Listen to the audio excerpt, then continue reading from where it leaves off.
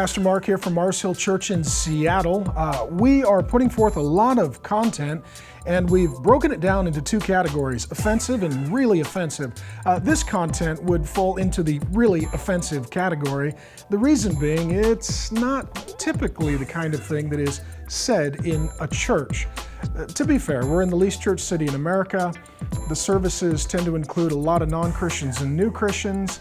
Our evening services don't have childcare or families at all, and so we allow people to ask questions via text message. Sometimes I'll teach things that are very intense and you wouldn't normally hear in a homeschool co-op or a rural church with ladies who have head coverings and guys who churn their own butter. Nonetheless, the content is, I think, pretty fun.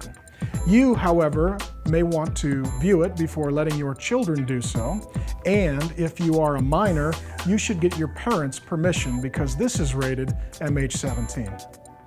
Pastor Mark.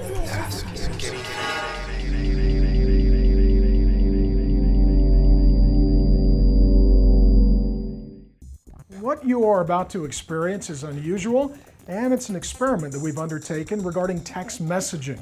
Here's how it works. During the course of a live service while I'm preaching, we allow those who are in attendance to text message in a question that they would like me to answer on the topic or text that I am preaching.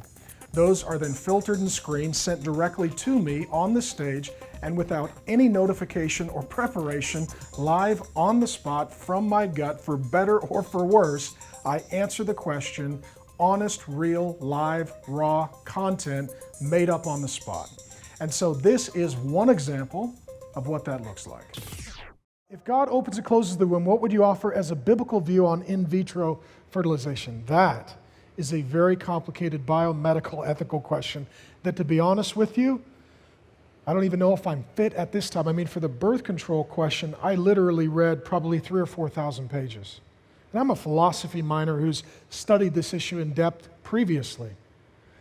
In vitro fertilization, what I would say is the real issue here is when you fertilize eggs, if you don't use them all and you destroy them, are you terminating a life and committing a murder? And the answer is yes.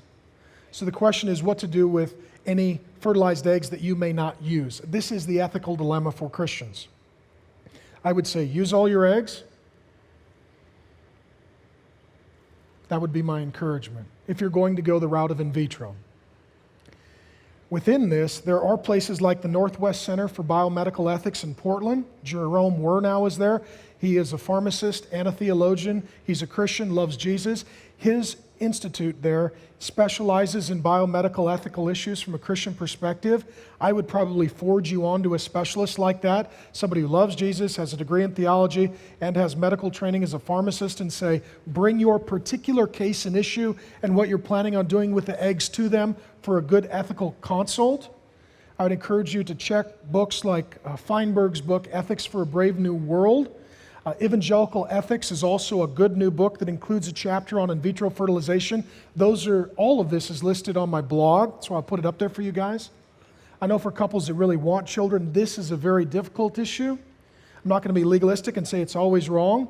I would say that it has many dangerous implications and difficulties, but I do know couples who have undergone in vitro fertilization in a way that didn't terminate a fertilized egg, and it's just exercising wisdom in that.